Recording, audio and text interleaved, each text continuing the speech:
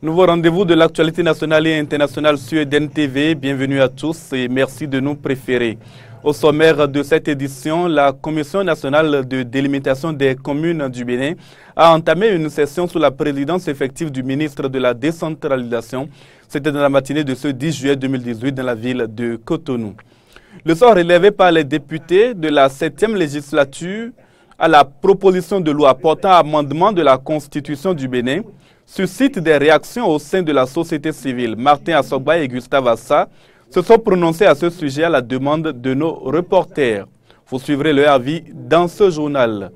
L'Assemblée nationale n'a pas que voté l'amendement de la Constitution du 11 décembre 1990.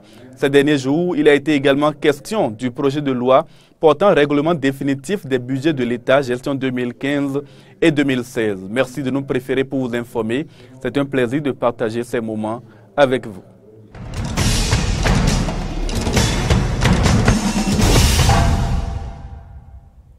Démarrage de la réunion ce mardi 10 juillet 2018 de la Commission nationale de délimitation des communes du Bénin. C'était dans un hôtel de Cotonou en présence du ministre de la décentralisation. Barnabé Dassigli en personne était là et c'était l'occasion pour les acteurs du processus de décentralisation d'échanger sur le projet de délimitation des communes et de leurs unités administratives, de faire le point des travaux en la matière et de recueillir les contributions des participants. Compte rendu, Fréjus Seroulan et Denis Marouya.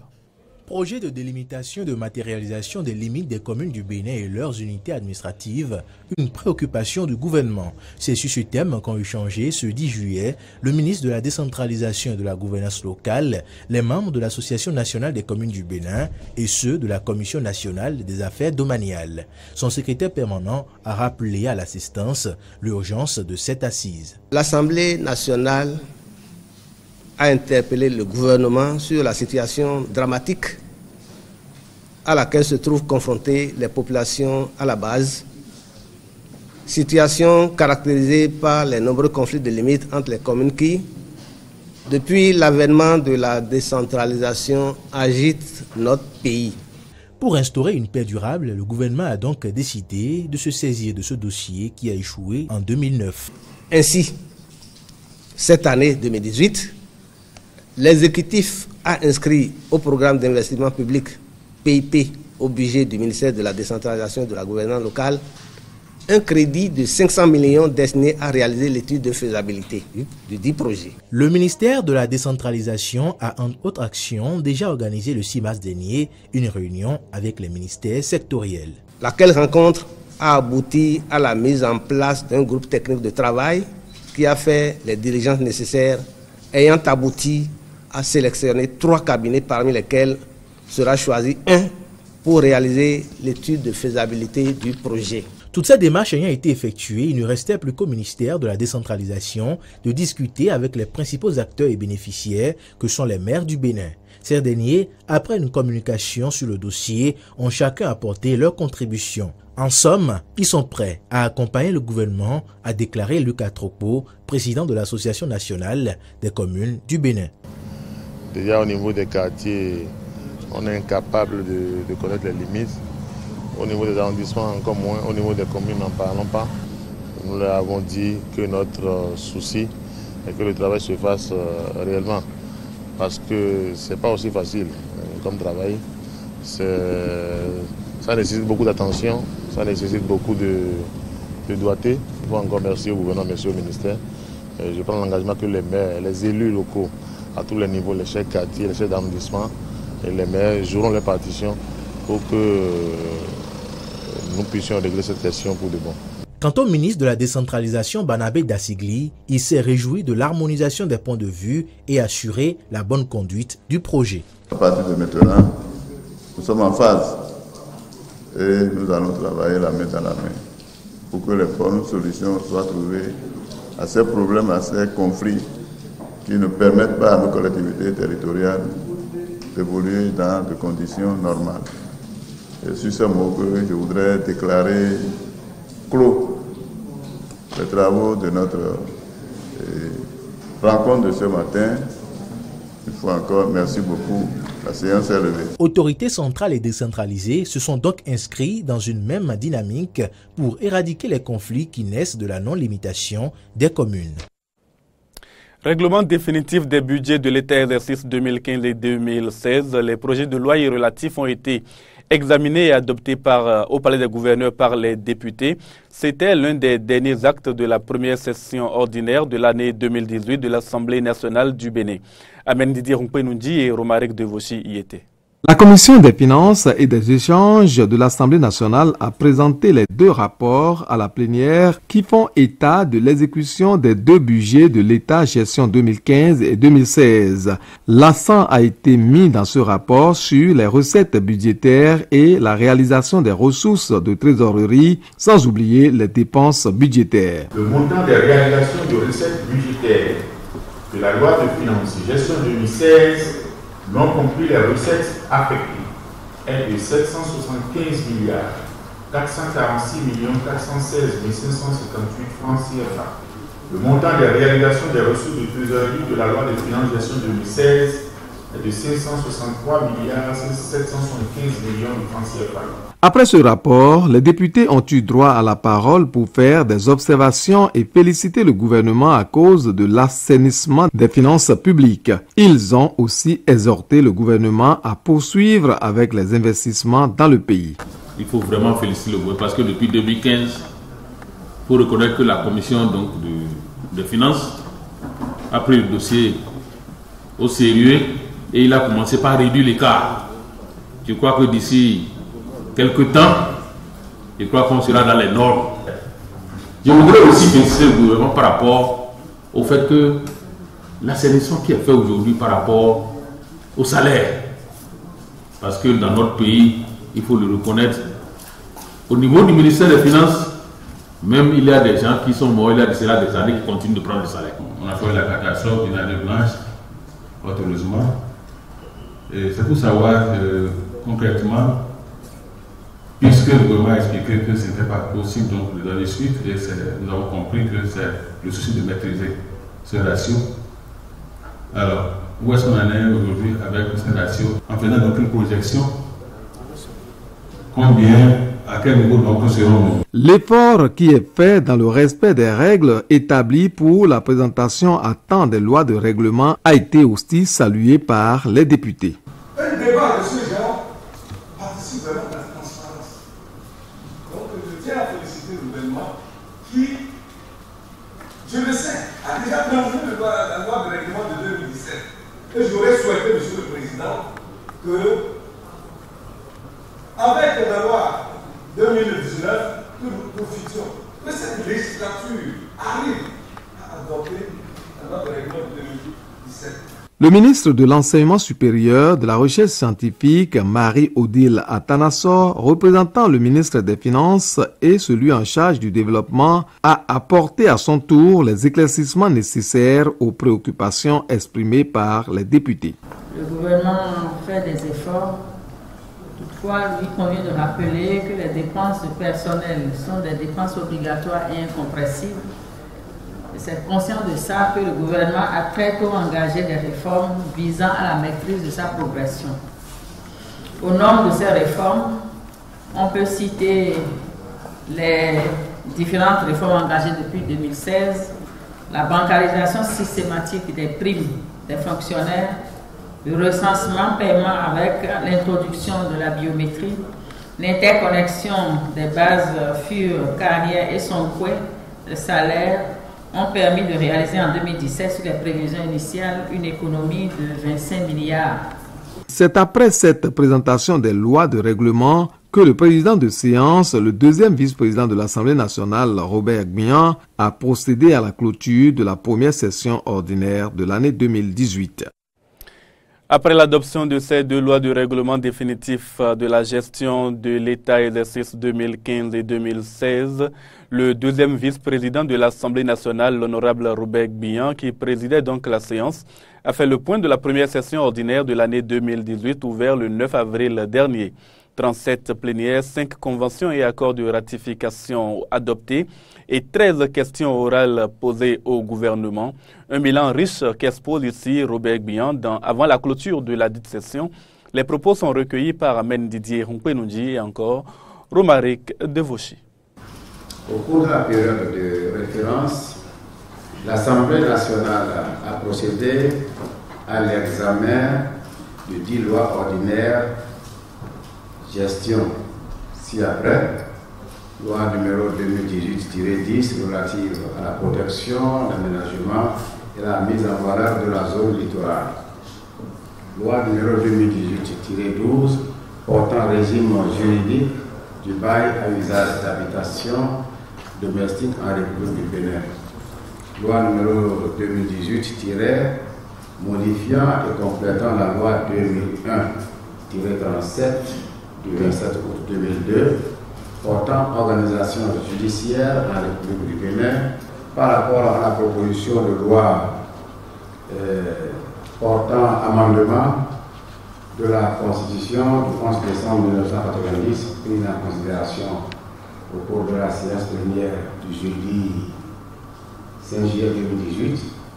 Je voudrais vous informer que toutes les décisions qui sont issues sont transmises au gouvernement ce jour, vendredi 6 juillet 2018, par le président de l'Assemblée nationale.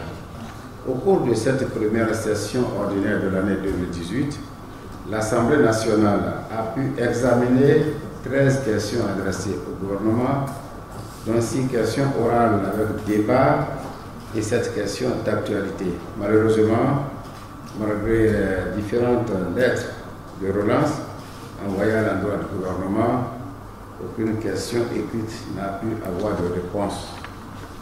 Chers collègues, apparemment la moisson n'est pas grande, mais compte tenu de la nature des dossiers examinés ou de la période de référence, on peut se réjouir d'avoir accompli notre mission.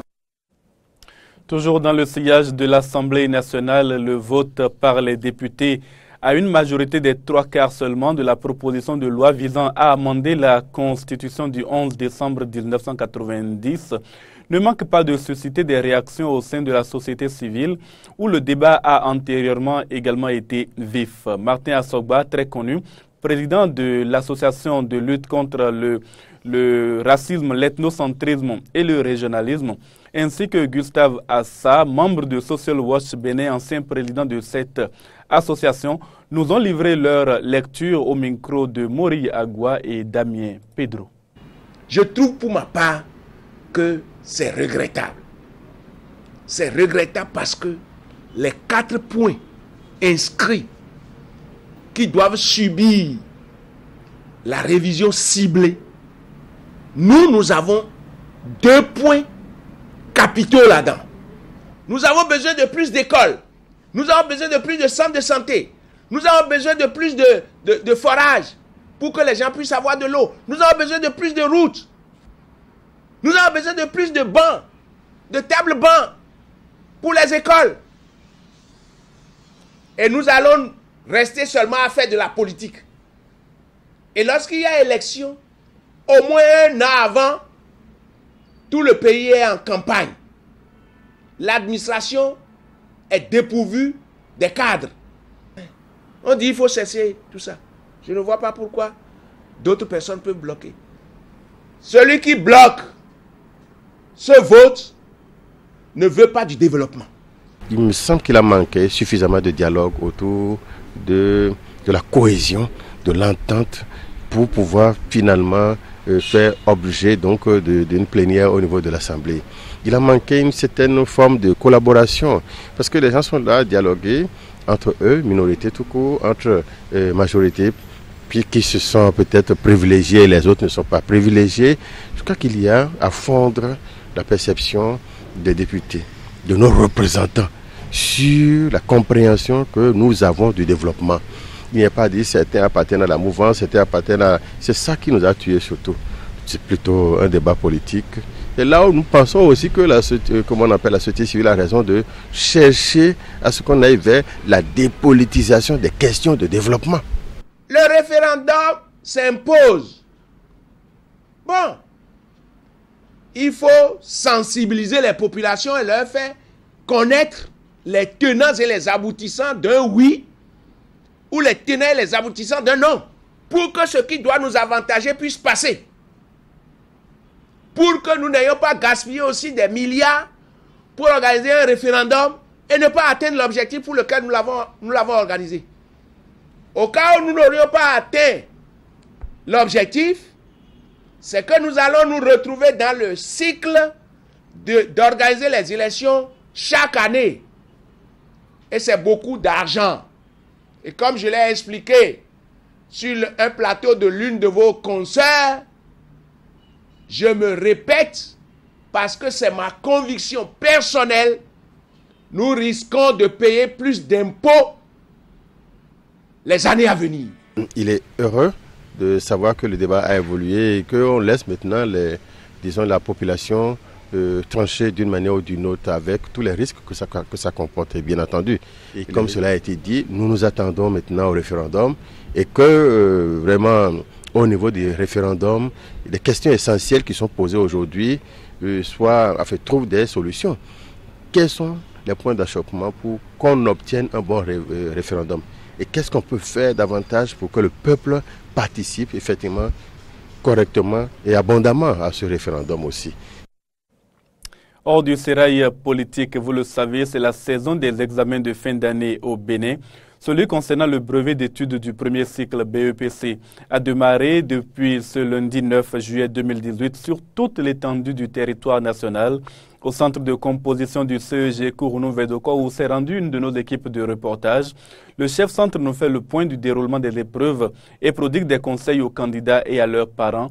Propos recueillis par Antoinette Sagbo et Fréjus Fiossi.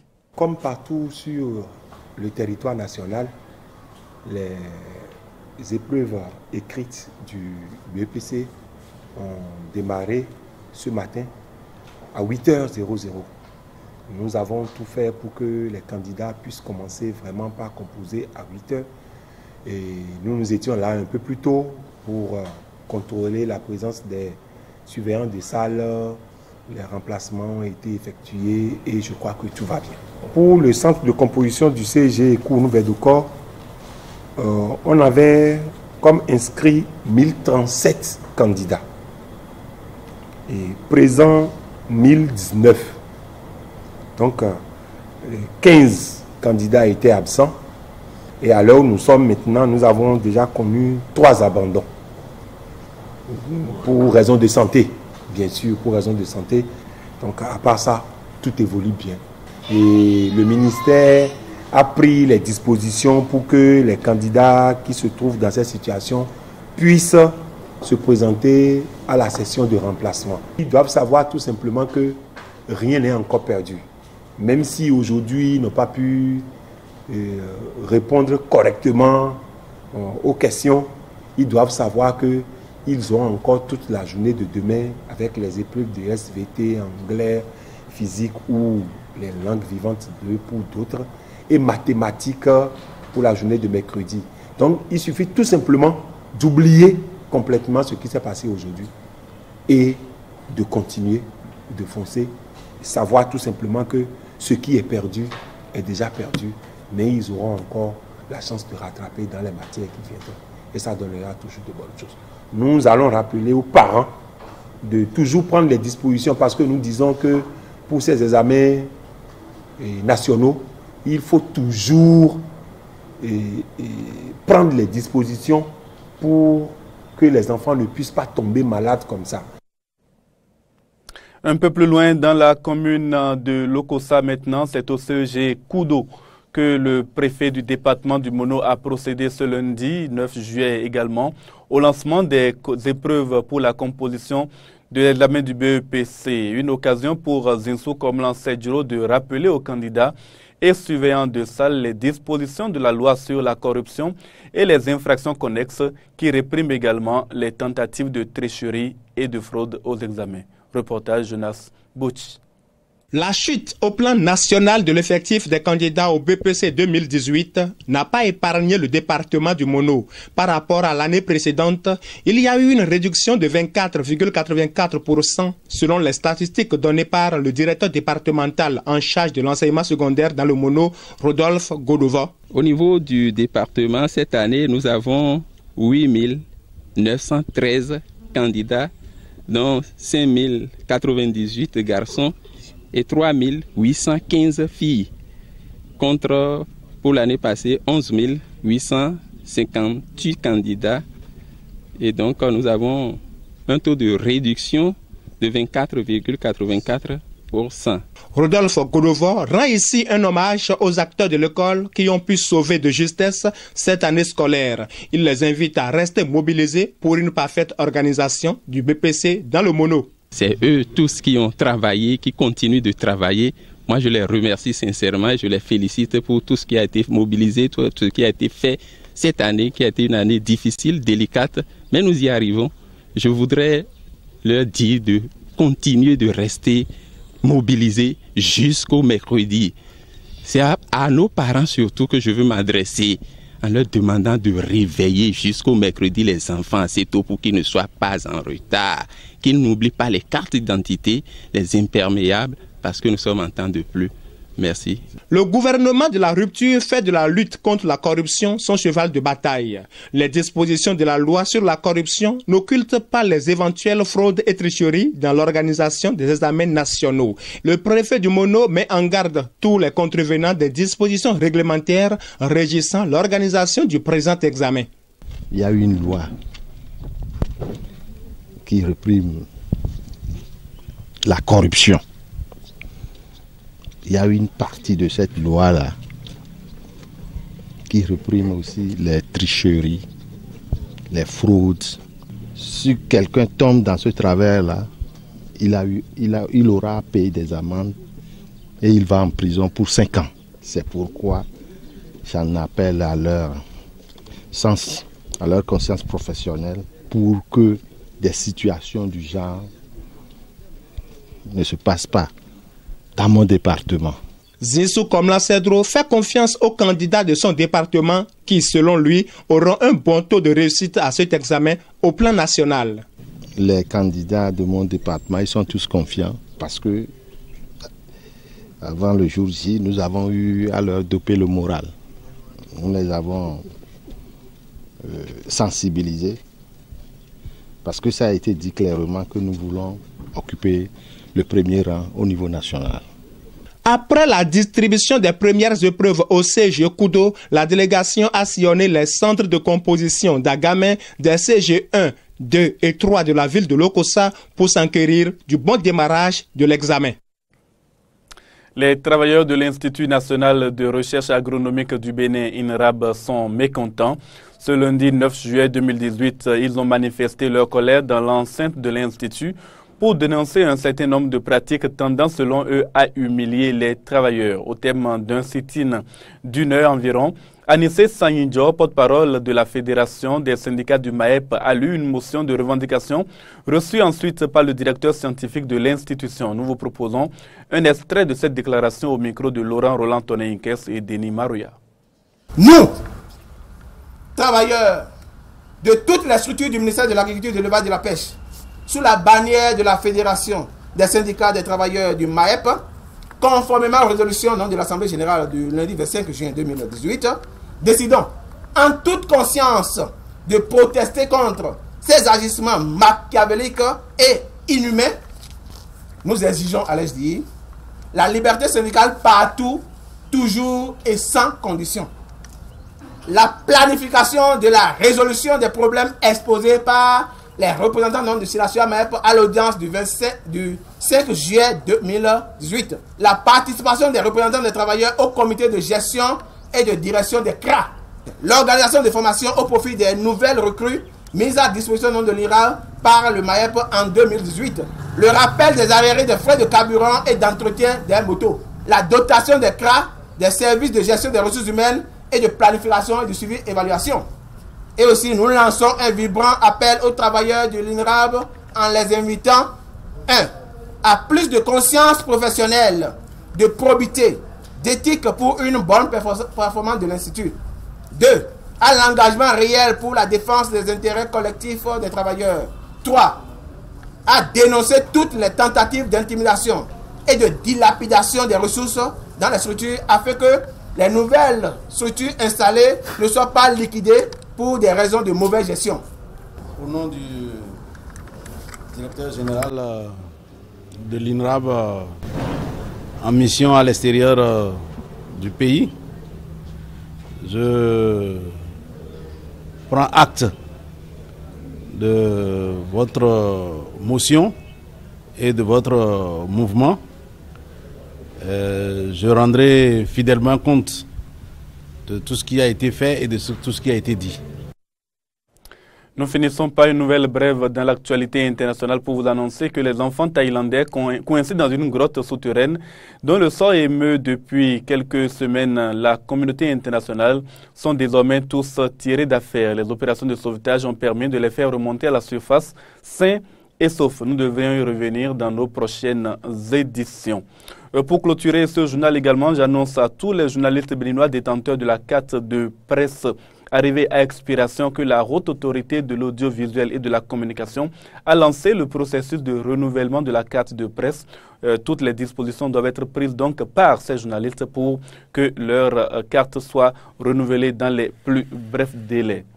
C'est la fin de cette édition que je vous remercie d'avoir suivi. Continuez à suivre nos informations sur la chaîne YouTube d'Eden TV ainsi que sur les réseaux sociaux Facebook et Twitter. À très bientôt.